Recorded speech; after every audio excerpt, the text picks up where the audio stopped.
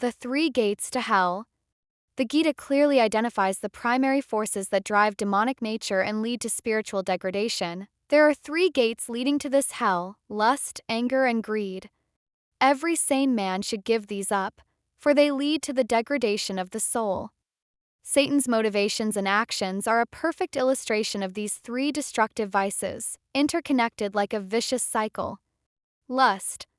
Lust is identified as the greatest sinful enemy and the destroyer of knowledge and self-realization. It is not merely sexual desire but any insatiable desire for material gratification, including the lust for power, fame, and control. Satan's entire rebellion stems from this pervasive lust.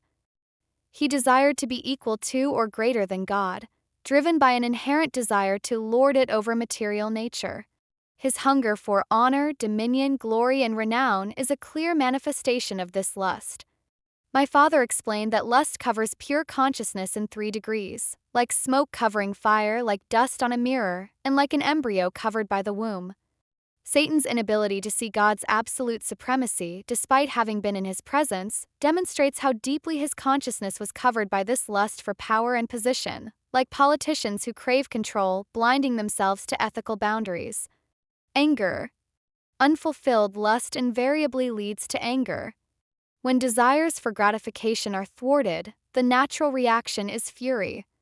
Satan's burning rage against God and the Son, his pervasive perfidious hatred, is a direct consequence of his inability to achieve his lustful ambition of overthrowing God.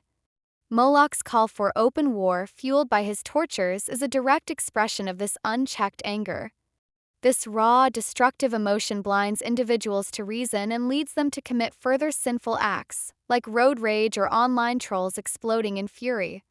Greed. Greed is the insatiable desire to accumulate more endlessly. It drives the demonic to amass wealth by illegal means, without regard for moral or spiritual principles. Mammon's proposal to exploit the riches of hell to build a thriving kingdom perfectly illustrates this.